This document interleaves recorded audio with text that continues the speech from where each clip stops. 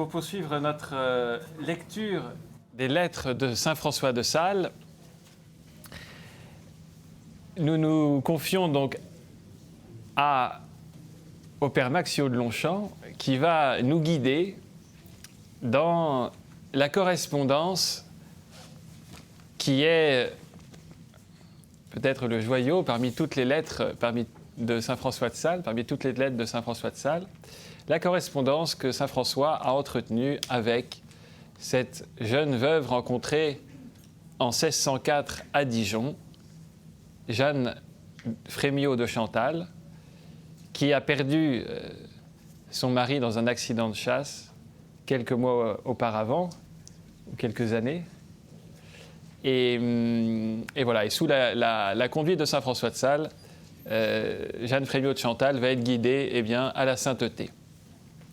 Père Maxio de Longchamp, vous êtes modérateur du Centre Saint-Jean de la Croix et de la Société de vie apostolique Saint-Jean de la Croix. Le Centre Saint-Jean de la Croix est un centre de lecture spirituelle et de retraite dans le diocèse de Bourges, en France, dans le département de l'Indre. Modérateur de ce centre, vous êtes surtout lecteur, amant, pourrait-on dire, des textes des auteurs spirituels. Vous les lisez infatigablement, vous les traduisez, vous les publiez sous toute forme, sous la forme de petits opuscules ou sous la forme d'éditions plus scientifiques. Et c'est fort de toute cette connaissance du patrimoine littéraire mystique catholique que vous allez nous présenter, en particulier une lettre de saint François de Sales à sainte Jeanne de Chantal. Eh bien, pour commencer mon propos, je voudrais d'abord dire une chose qui va peut-être faire l'unité entre tous les intervenants cet après-midi, mais d'autres aussi parmi vous. Je vois Père Cacciotti qui est là, je vois. Nous sommes des fils spirituels, quelqu'un dont il faut quand même citer le nom, est le Père de Blard, qui, il y a maintenant un demi-siècle, ou presque, dans mon cas, non pas un demi-siècle, il y a 40 ans, m'a appris que lire, c'était beaucoup plus difficile qu'écrire. Et qui m'a montré à quel point ça change la vie de lire, pas simplement de regarder une information, mais de se laisser transformer par le texte. Et là, j'ai été très frappé de ce que disait Monseigneur Raspanti tout à l'heure. Nous entrons dans une tradition dont nous devenons acteurs et donc transmetteurs lorsque, animés de l'Esprit Saint qui a animé le rédacteur, nous vivons la même aventure spirituelle qui est toujours celle du Verbe qui prend chair, de l'Église qui naît, et donc c'est ça l'évangélisation, si on tient vraiment à être évangélisateur, mais aujourd'hui c'est le mot qui fonctionne. Et je dirais simplement, avant de prendre une lettre particulièrement remarquable, je rappellerai, certains d'entre vous ont peut-être vu que ce nous est un peu prétentieux de ma part, mais avec David Laurent, un laïc qui est dans notre association de fidèles, puisque la famille Saint-Jean de la Croix, il y a différents composantes canoniques. Durant 10 ans, il a mis en français lisible aujourd'hui, je n'ose pas dire moderne, mais en français contemporain, avec tout l'appareil, toutes les notes explicatives nécessaires, tant du point de vue historique que du point de vue de la simple compréhension du texte. Donc toute la correspondance entre François de Sales et Jeanne de Chantal. Ça a donné, on l'a édité chez Desclés de Brouwer, un gros bouquin. Et présentant ce livre, avec lui, nous sommes allés dans différents endroits où il y avait un public qui ressemble tout à fait à celui de ce soir. Et j'ai le souvenir d'une soirée à Rennes, en Bretagne, David étant breton, il expliquait, il a dit, lorsque j'ai commencé ce travail, je ne savais pas où j'allais. Et je peux vous dire maintenant que je ne suis plus le même chrétien, que ma foi a pris un volume, une densité, quelque chose qui me colle vraiment complètement à moi-même et à Jésus-Christ, plus moi-même que moi-même. J'imaginais pas à quel point la lecture spirituelle, c'était en effet cet acte théologal qui fait de moi un chrétien vivant. Et je ne m'en rendais pas du tout compte, tant que pour moi, bah oui, François de Sales, il y a quelques jolies pages, mais enfin, bon, pourquoi lire François de Sales? Bon, ceci pour vous dire, je dirais, l'importance de cette lecture qui n'est pas par curiosité, mais qui est vraiment, oui, un acte traditionnel au meilleur sens du mot, hein, et qui nous introduit dans la vie même au plus profond de la vie de l'Église. Alors, ceci étant dit, je vais lire avec vous la lettre, si vous ne deviez en lire qu'une, la lettre qu'il faudrait lire, et qui est de l'année 1607, le 2 novembre, si j'ai bonne mémoire, oui, où vous trouvez à la fois les 3 personnes peut-être qui ont le plus compté pour François de Sales, les 3 personnes, 3 femmes. Il habite un univers très féminin. 3 femmes de sa vie, je dirais. Vous y trouvez également presque, on n'y trouve pas le diplomate, mais on y trouve le théologien. Sachant que la théologie de François de Sales mériterait à elle seule tout un chapitre. Je dis souvent, et je le dis devant un évêque pour que, enfin il connaît mes convictions, mais je dis c'est toute la formation d'un prêtre sur les 6 ans qu'on prévoit dans un séminaire n'était que de lire le traité de l'amour de Dieu. Voilà, avec ça vous faites un prêtre.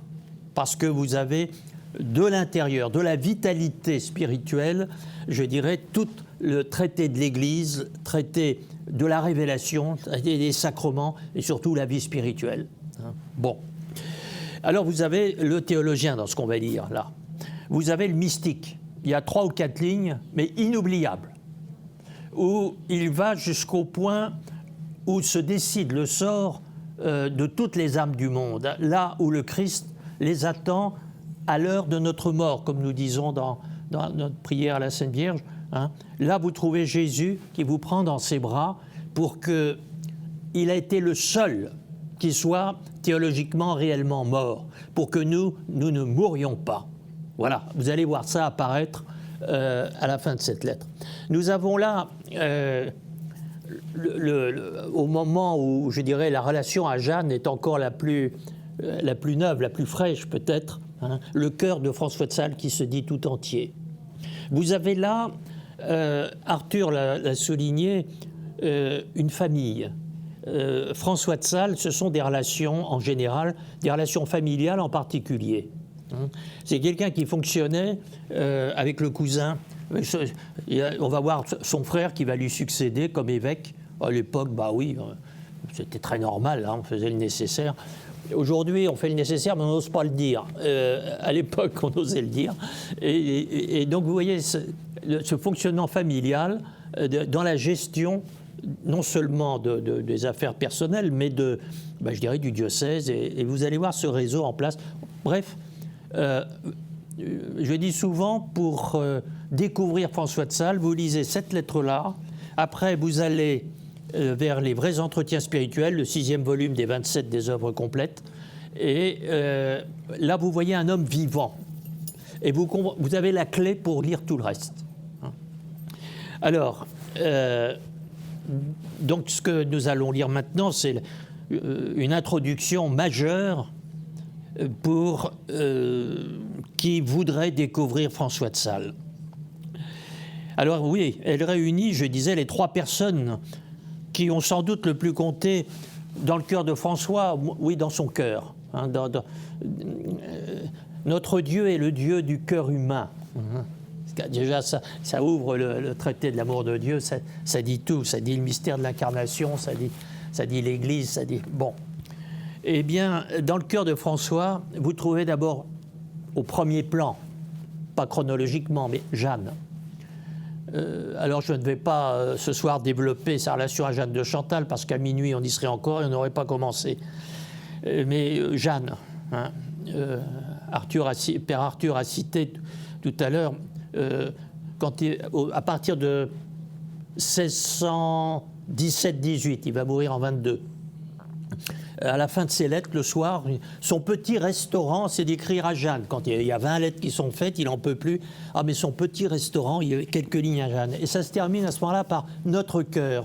Et quand vous confrontez les différentes... c'est le cœur de Jésus, le cœur de Jeanne et le cœur de François. C'est cet unique cœur, hein, qui est devenu le stemma, le blason de la Visitation. Bon, Jeanne. Et puis, il y a quelqu'un qu'il ne faut pas oublier, sa maman. Sa maman va être en cause dans cette lettre, j'allais dire sa grande sœur, parce que sa maman n'avait que 14 ans de plus que lui. Ah oui, hein. Alors sa grande sœur, sa maman, et sa petite sœur, Jeanne, la dernière née, la 13e de la famille, lui était l'aînée, et pour lesquelles, c'était la petite dernière, il lui passait tous ses caprices. Dans certaines lettres, on voit, c'est très touchant. J'ai mis quelques ducats, ce sera pour acheter des rubans, car il faut qu'une fille soit un petit peu jolie. Voilà. Donc, sa petite sœur aussi. Et les circonstances sont à la fois dramatiques et je dirais d'une richesse de sentiments extraordinaire. Voilà que sa petite sœur est morte dans les bras de Jeanne. Et le cœur de cette lettre va être pour nous dire comment sa maman, j'allais dire sa grande sœur, hein, a appris la nouvelle et comment toute la famille a réagi à la nouvelle du décès quelques semaines avant, car elle est morte à Dijon et il fallait plusieurs semaines pour que la nouvelle parvienne jusqu'à Annecy. Hein. Eh bien, comme il écrit à Jeanne, en lui disant « Et vous voulez savoir ce que mon cœur, bien sûr, a ressenti ». Et c'est là où on va voir le cœur de François, je dirais. Je ne savais pas qu'un évêque pouvait pleurer à ce point-là, dira-t-il. Et en même temps, à quel point, dans cette douleur abominable, il sent une extrême douceur, hein, qui est celle du Christ, qui est en lui plus profond, justement, que la mort elle-même. Et que la mort n'est plus la mort depuis que Jésus est venu mourir pour que nous ne mourions pas. Alors on va trouver tout ça dans cette lettre. Je lis avant encore 2 ou 3 petites données sur ces 3 interlocutrices en quelque sorte. Sa petite sœur, donc, est la 13e de la famille, la 9e vivante, puisque à l'époque, sur 13, il en reste 9, c'est pas mal. Hein, enfin, c'est les statistiques de l'époque. Et elle est née alors qu'il était déjà prêtre. Hein, elle est née en 1693, il venait d'être prêtre et c'est son premier baptême, sa petite sœur. Alors évidemment, une tendresse particulière liée à ce baptême, bien sûr. Elle devait avoir un caractère pas très facile et comme beaucoup de toutes jeunes filles de l'époque, ou même encore presque petite fille, elle avait été placée au monastère, dont une lointaine cousine était l'abbesse, mais c'est un monastère, on ne savait pas trop la différence entre un pensionnat de jeunes filles bien élevées, puis vraiment le monastère, mais toujours est-il qu'elle ne s'y plaisait pas. Alors, François, le père était mort depuis longtemps, il se comportait en chef de famille.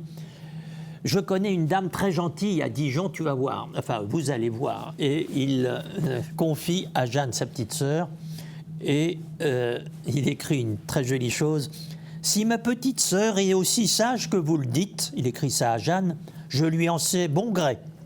Eh bien, puisqu'elle ne veut pas être religieuse, François dira que les 3/4 d'une vocation, c'est ce que papa a décidé. Bon, mais enfin, papa étant plus là, elle n'a pas envie d'être religieuse. Alors je suis bien d'avis que vous exerciez votre charité envers elle, dit-il à Jeanne, en lui enseignant comment il faut être bonne veuve, puisque quiconque se marie a besoin de cette leçon. Bonne épouse, Sœur Alexandra vous en a parlé tout à l'heure, mais bonne veuve, c'est d'abord ça qui vous attend si vraiment vous voulez vous marier. Et Jeanne étant veuve, vous allez lui apprendre son futur veuvage. Bien. Et ensuite, en annexe, il y a aussi, vous n'oublierez pas de m'envoyer la facture jusqu'à lui faire porter un chaperon de drap, si cela appartient à vos livrées. Hein, il faut qu'elle soit quand même, hein, car, dit-il ailleurs, en fait, c'est pas à propos de sa petite sœur, il faut bien qu'une fille soit un petit peu jolie. Bon, donc c'est vous dire comment sa petite sœur, ben voilà, c'est son... il s'occupe d'elle avec beaucoup de tendresse. Jeanne, maintenant. Alors, au moment de cette lettre de 1607, ils se connaissent depuis 3 ans. Et, bon, dès leur première rencontre à Dijon, elle rougissante et lui disant « Mais il y en a une là-bas qui... Mais qu'est-ce qui se passe, etc. » Bon, eh bien, la première chose qu'il lui écrira « Je me sens une suavité extraordinaire de l'amour que je vous porte. » Un jeune évêque qui écrit ça à une jeune veuve, il faut oser. Il y a des diocèses à Paris à qui des propos beaucoup moins engageants, ça a quand même coûté cher.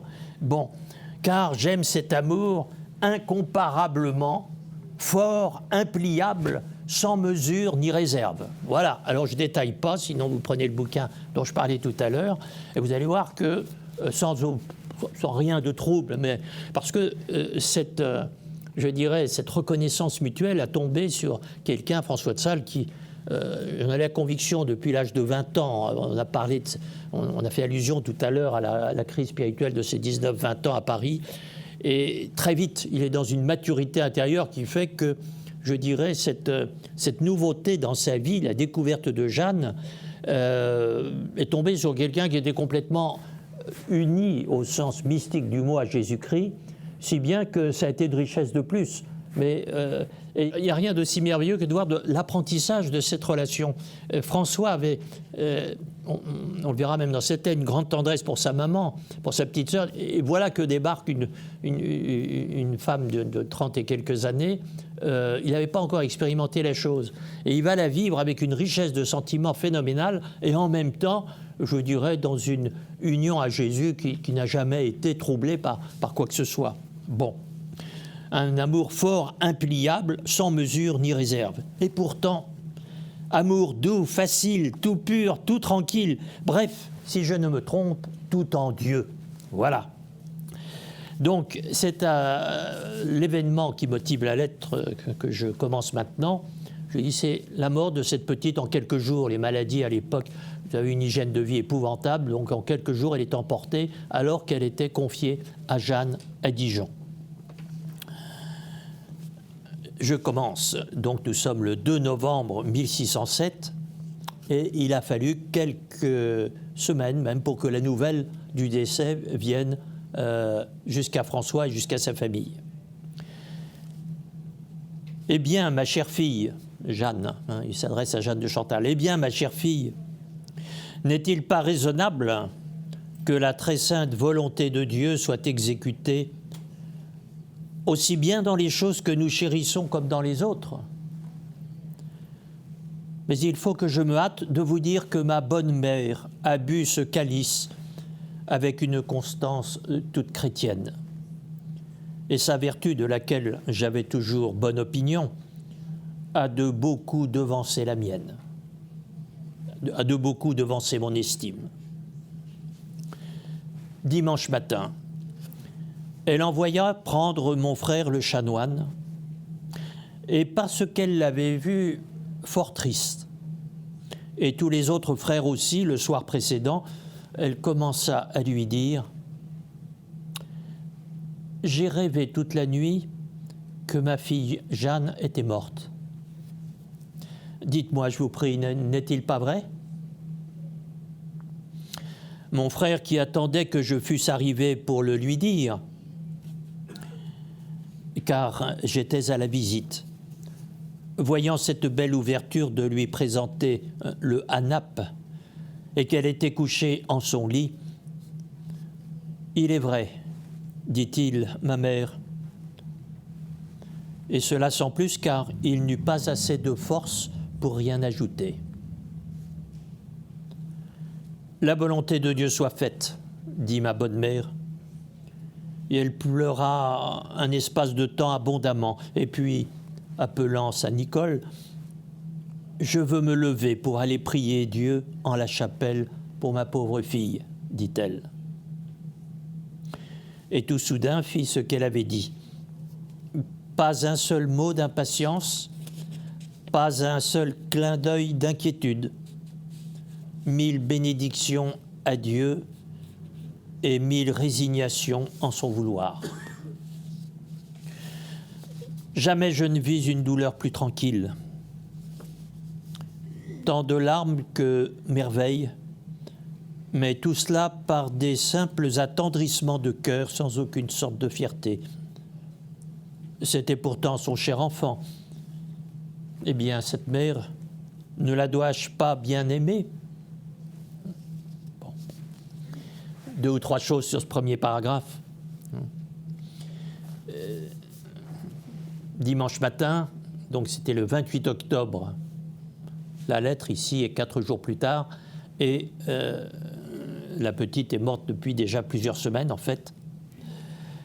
Et on voit toute la famille, vous voyez la mère de famille, ils me cachent quelque chose. Eux savent déjà, et ils attendent François, qui est encore une fois le père de famille. Hein, pratiquement, il s'occupe des 12 qui l'ont suivi, ou des 8 survivants qui l'ont suivi. Et mon frère, qui revient à plusieurs reprises, c'est celui qui va lui succéder. C'est le chanoine Jean-François, son futur successeur. Bon. Et il se rend compte que sa mère se rend compte. Bon. Pendant que François n'a pas pu encore être prévenu parce qu'il est à la visite. Alors, être à la visite, c'est partir des semaines d'affilée, à cheval, parfois à mulet, même quand c'est dans la haute montagne. C'est harassant. Et donc, voilà, on ne pouvait pas le joindre pour lui dire la nouvelle. Et d'autres personnages ici interviennent qui font partie de la vie familiale. La fameuse Nicole, appelant sa Nicole. Alors, elle est au lit, mais quand on dit, parce qu'à souvent on dit, mais elle passe sa vie au lit. Non, c'est que quand vous allez au château de Torrent, qui est le château familial de la famille de Salles, qui est encore dans la famille de Salles, vous comprenez qu'il n'y avait pas de chauffage, on est en montagne, il y a une sorte de pièce dans la pièce, c'est ce qu'on appelle le lit. En réalité, c'est une alcôve avec... Bon, on ne pouvait passer une partie de la journée parce que le froid ne rentrait pas trop. Bon. Et la dite Nicole était la femme de chambre et presque la dame de compagnie de la mère de François. Et on verra pas ce soir, mais au moment de la mort de François, elle se faisait, de Jeanne, de la maman de François de Sales, elle lui lisait l'introduction à la vie dévote avant qu'elle d'éteindre la chandelle et puis qu'elle dorme, parce qu'elle était presque aveugle, la maman de François. Elle devait avoir une mauvaise vue, parce que déjà, François a un œil qui est un strabisme divergent qu'on voit sur pas mal de portraits, hein, et sa mère, encore jeune femme, pratiquement ne pouvait plus lire. Et donc, c'est sa Nicole qui lui personne de confiance, qui lisait son courrier et qui lisait l'introduction à la vie dévote. Alors, à partir de là, maintenant, une scène de vie familiale très chrétienne. Hier, jour de Toussaint, donc ils sont réunis 3 jours après avoir appris la nouvelle, je fus le grand confesseur de la famille. Et avec le très saint sacrement, je cachetais le cœur de cette mère contre toute tristesse. Au demeurant, elle vous remercie infiniment du soin et de l'amour maternel que vous avez exercé à l'endroit de cette petite défunte, avec obligation aussi grande que si Dieu l'eût conservée par ce moyen. Je crois que j'ai sauté une partie de ce que vous avez. Non ? Non. Parce que, on ne peut pas tout lire, mais il confesse toute la famille, et le Saint-Sacrement, tout le monde communie, et on voit qu'il est aussi le chapelain, hein, de tous les frères et sœurs qui sont là. Et jusqu'au soir de sa vie, sa mère se confessera à lui. Hein. Et parfois, il allait au château de Torrent pour... Enfin, ça, il y a 2 châteaux, il n'y en a plus qu'un aujourd'hui, mais c'est pratiquement le même site. Et là, il lui donnait les exercices spirituels, et notamment au moment du carême. Bon. En tout cas, donc, cette mère remercie infiniment Jeanne de Chantal, du soin de l'amour maternel que vous avez exercé à l'endroit de cette petite défunte, avec obligation aussi grande que si Dieu l'eût conservée par ce moyen. Autant vous en dit toute la fraternité, laquelle devrait à témoigner son naturel extrêmement bon dans la douleur de ce trépas, surtout notre Boisy, que j'en aime davantage. Notre Boisy, c'est lui qui a repris l'un des noms du seigneur de Boisy, et qui était, encore une fois, son futur successeur. C'est toujours Jean-François qui ici paraît sous deux noms. Mais alors on voit cette précaution à dire la famille vous en veut pas, pour deux raisons. C'est que Jeanne, scrupuleuse, et elle le sera encore pendant quelques années malgré les soins de François, a très vite culpabilisé en disant j'y suis pour quelque chose dans le décès de cette petite. Bon. Et ça prend un relief particulier quand on pense que très vite le rapprochement entre la famille de semi-noblesse récente, parlementaire, noblesse de robe des Frémiot, en pleine ascension sociale sous Henri IV et ensuite sous Louis XIII, va faire alliance. Alors cette nouvelle noblesse, c'est celle qui bâtit la France moderne sous Henri IV et Louis XIII. Vous avez les grands commis de l'État, vous avez ceux qui, après avoir combattu Henri IV protestant, sont ses meilleurs alliés politiques pour Henri IV converti. Ce sont même ceux qui, au point de vue religieux, réévangélisent la France. C'est très curieux de voir que ce sont eux qui traduisent les mystiques espagnols, que ce sont... Bon, alors ce milieu-là, je dirais, il lui manque un peu d'ancienneté. Et c'est comme ça que très vite, des alliances se dessinent, et c'est comme ça qu'un des enfants de Jeanne va épouser une des filles de Jeanne, la plus jeune, celle qui est morte 15 jours après la mort de son père. Pardon, celle qui est née 15 jours après la mort de son père, va épouser un des frères de François. Bon, là aussi, il y a toute une histoire dans laquelle on ne va pas rentrer, mais qui montre aussi qu'on est là dans toute une aventure de famille et que vous assistez à la recomposition sociale de tout un milieu parlementaire qui est en train d'acquérir, je dirais, des lettres de noblesse et qui va prendre en main le gouvernement de la France et de l'Église de France. C'est le frère de Jeanne a trouvé, je dirais, sans aucune vocation, il est devenu archevêque de Bourges, et c'est François qui va lui faire son éducation, après avoir gagné des procès contre François. Mais celui qui gagnera à la fin, ce sera le procès de canonisation de François, car c'est lui qui sera le président du tribunal de l'enquête diocésaine pour la canonisation de François. Bon, alors j'avance dans la lettre. Bien le plus intéressant. Je sais bien que vous me direz volontiers, et vous, comment vous êtes-vous comporté? Oui, car vous désirez savoir ce que je fais.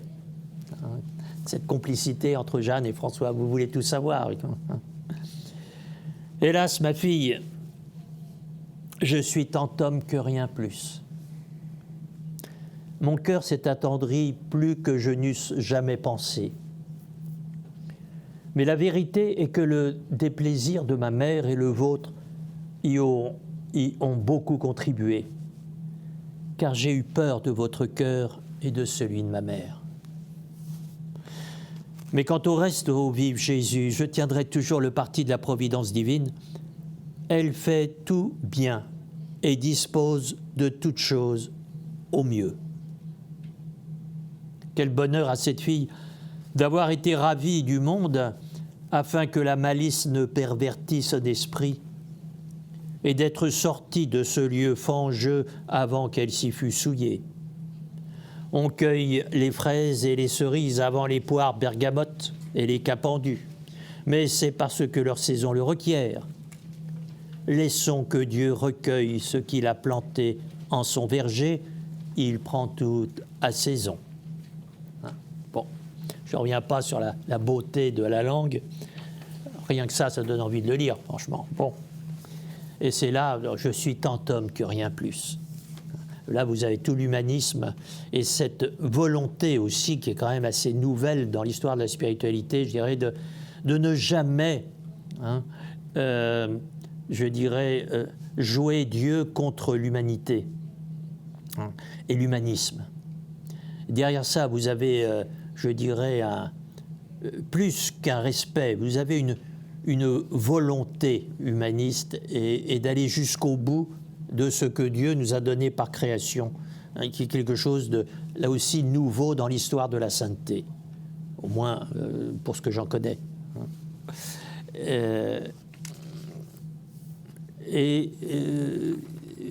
Vous avez aussi ce que sœur Alexandra tout à l'heure a bien montré, hein, sur ces deux lignes où j'ai eu peur de votre cœur et du cœur de ma mère. Hein. Cette capacité à entrer, hein, dans la perception, la sensibilité de ceux auxquels il s'adresse. On pourrait écrire tout un traité, il faudrait que quelqu'un fasse ça, de voir cette perception de l'âme féminine par François de Sales. Le père Arthur a cité tout à l'heure une formule qui revient, notamment des sermons du Vendredi Saint de François de Sales, hein, sur le cœur de Dieu, hein, maternellement paternel. Il dit ça au moment où il commente Saint Jean donné à la Vierge Marie par le Christ mourant sur la croix. Il dit c'est à ce moment-là que la charité est venue dans le monde, parce qu'un homme ne peut pas aimer comme une femme.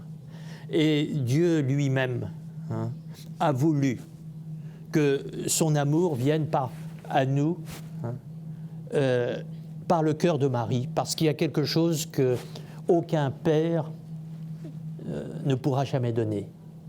Hein, et que Dieu lui-même avait besoin de la Vierge Marie pour que son amour soit complet. Car son amour paternel est maternellement paternel. Hein. Et alors derrière, vous voyez aussi une chose qui mériterait d'être regardée un peu plus près, c'est l'absence de père, même si, bien sûr, c'est pas une famille recomposée, comme on dirait aujourd'hui, que celle de François de Sales, mais je veux dire, le père de François avait 44 ans quand il a épousé sa mère qui en avait 11. Et ils ont vécu ensemble quand elle a eu 13. Hein. Et à 14, voilà François qui arrive dans la famille. Bon. Et on voit que dans la jeunesse, et le père de François, respecté, admiré, notamment il était bon catholique dans un contexte où il aurait pu facilement être protestant. Le père de François est toujours perçu comme un frein, là où sa mère aura toujours compris avant et donné à François la clé de ces questions existentielles.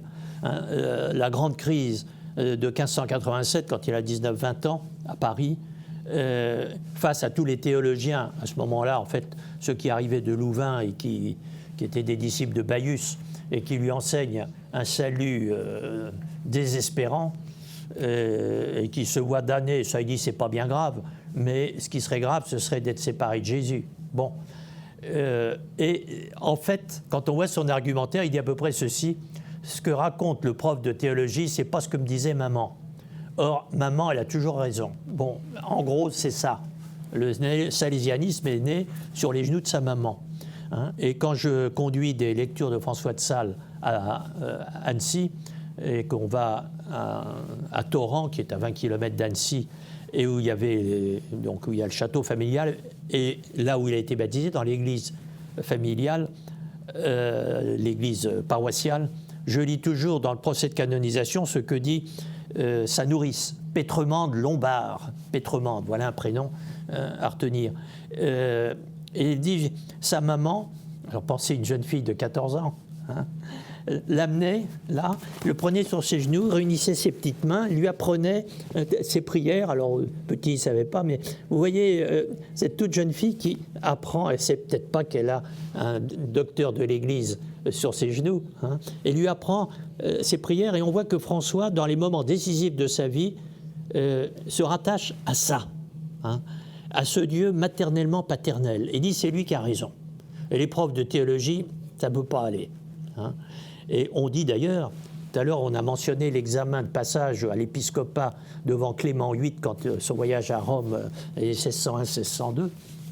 En réalité, c'est lui, semble-t-il, qui ait dit au pape, écoutez, les querelles sur le mérite, baïanisme, ensuite calvinisme d'abord, baïanisme, jansénisme ensuite, il dit c'est des querelles d'intellectuels, ça n'a rien à voir avec la foi catholique, et on dit que c'est à la suite de ça que Clément VIII a interdit qu'on en parle dans les facultés de théologie. Voilà, et pour l'instant, taisez-vous les théologiens.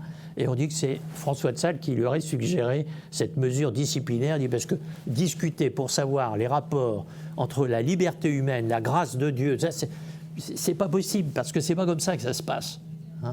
Et il anticipe là la vraie réponse qui sera celle de Bergson. La liberté n'est pas un concept, c'est une expérience, c'est une donnée immédiate de la conscience. Bon. Alors je continue quand même la lettre parce que sinon, dans 10 minutes, qu'est-ce que je dis? Oh là là 10 minutes. Mais de toute façon, vous aurez qu'à acheter le livre et puis voilà. Vous pouvez penser, ma chère fille, combien j'aimais cordialement cette petite fille. Je l'avais engendrée à son sauveur, car je l'avais baptisée de ma propre main il y a environ 14 ans. Ce fut la première créature sur laquelle j'exerçais mon ordre de sacerdoce. J'étais son père spirituel et je me promettais bien d'en faire un jour quelque chose de bon, ce qui me la rendait fort chère. Mais je dis la vérité, c'est qu'elle était vôtre. Vous voyez, même dans une circonstance comme ça, et on verra ça dans toutes ces lettres, il ne perd pas une occasion de dire à Jeanne, avec vous, c'est pas pareil. Et là, cette petite, Dieu sait que je l'aimais, mais peut-être que je l'aimais parce qu'elle était vôtre. Et tout de suite, il se reprend. Et là, vous voyez déjà ce qui va se développer un peu plus loin, mais vous sentez l'homme uni à Dieu d'une façon exceptionnelle.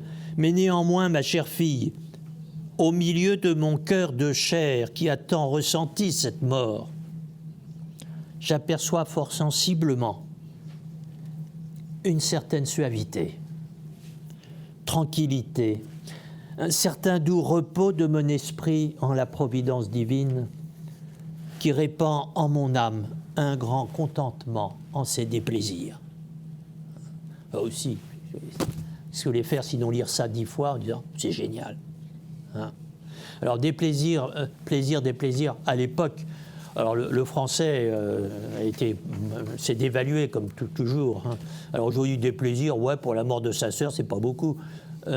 Non, quand il dit déplaisir de sa mère, c'est un mot très fort à l'époque. Et donc, un certain doux repos de mon esprit en la providence divine qui répand en mon âme un grand contentement en ses déplaisirs. Or bien, voilà mes mouvements représentés comme je le puis. Bon. Et maintenant, il passe à une petite leçon, pas de morale, mais Jeanne la scrupuleuse,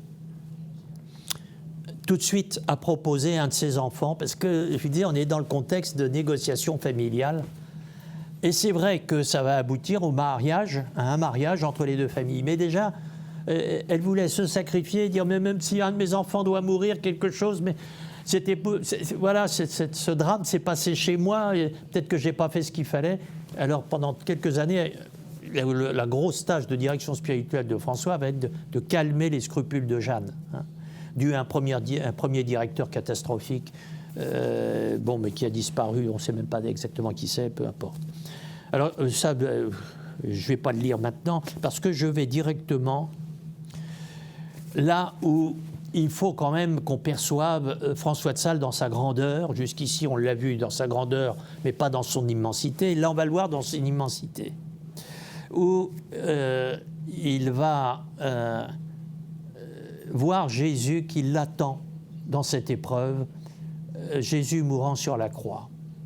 Alors, je ne sais pas où serait dans vos textes, là, hélas, ma fille, à dire la vérité. Vous allez un peu plus bas, là, vous sautez 1 ou 2 paragraphes. Hélas, ma fille,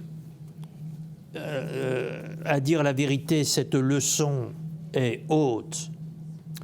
Mais aussi, Dieu pour qui nous l'apprenons est le Très-Haut. Cette leçon d'apprendre à accepter la volonté de Dieu, y compris quand ça ne nous plaît pas du tout. Bon, cette leçon est haute, mais c'est la leçon du très haut. Allez, vous avez, ma fille, 4 enfants. Vous avez un père, un beau-père, un si cher frère, et puis encore un père spirituel. C'est le seul auquel elle tienne, hein, parce que son père, Alzheimer, son beau-père, une catastrophe, son si cher frère, l'archevêque de Bourges, insupportable, mais enfin vous avez un père spirituel, ah oui, ça, celui-là, ça va. Tout cela vous est fort cher, et c'est à juste titre, car Dieu le veut. Eh bien, si Dieu vous ravissait tout cela, n'auriez-vous pas encore assez d'avoir Dieu? N'est-ce pas tout, à votre avis? Quand nous n'aurions que Dieu, ne serait-ce pas beaucoup? Hélas, le Fils de Dieu, mon cher Jésus, n'en eut presque pas tant sur la croix, alors qu'ayant tout quitté, il laissait pour l'amour et obéissance de son Père, il fut comme quitté et laissé de lui. Et le torrent des passions, emportant sa barque à la désolation, à peine sentait-il l'aiguille, la boussole, qui non seulement regardait, mais était inséparablement uni à son Père.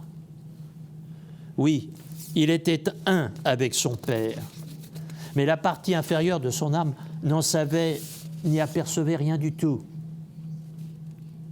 Et c'est, épreuve, que jamais la divine bonté ne fit, ni ne fera en aucune autre âme, car elle ne le pourrait supporter.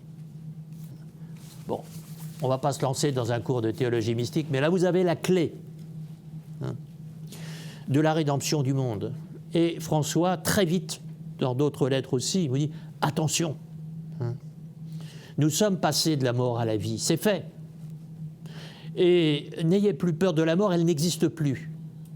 Car le seul, en fait, bon, la mort essentiellement n'existe pas, c'est rien du tout la mort. C'est ça qui nous fait si peur. Le seul qui est regardé en face, c'est Jésus-Christ. Et c'est là que vous dites, et ça, aucun d'entre nous n'aurait pu le supporter. Mais pour son propre Fils, Dieu l'a voulu, pour que nous, quand nous devons affronter la mort, la nôtre, celle de notre petite sœur, on voit que Jésus est là. Et qu'à ce moment-là, nous avons tout. Et donc, c'est le dernier mot de François de Sales. Alors, vu l'heure, ce sera aussi mon dernier mot. Vous verrez le reste de cette lettre. Mais je voudrais simplement que ça vous donne l'envie, le goût, le désir de vous jeter à corps perdu dans cette correspondance et au-delà dans toute l'œuvre de François de Sales. Et puis au-delà dans tous ceux qui... François de Sales, c'est un des nombreux auteurs que dans la famille Saint-Jean-de-la-Croix, nous aimons bien. Il y en a tellement qui nous disent ce que tout à l'heure Monseigneur Raspanti nous disait, en fait c'est la vie de l'Église, c'est là qu'on évangélise, c'est là qu'on devient chrétien. Et hier j'avais quelques mots à dire sur Saint François de Sales à Terny, pas très loin d'ici, et je rappelais que François de Sales, au dire de ses amis, notamment de ses amis évêques, Monseigneur Camus disait que toute réforme dans l'Église commence par la lecture spirituelle. Eh bien je vous souhaite cette réforme et je vous remercie de votre attention.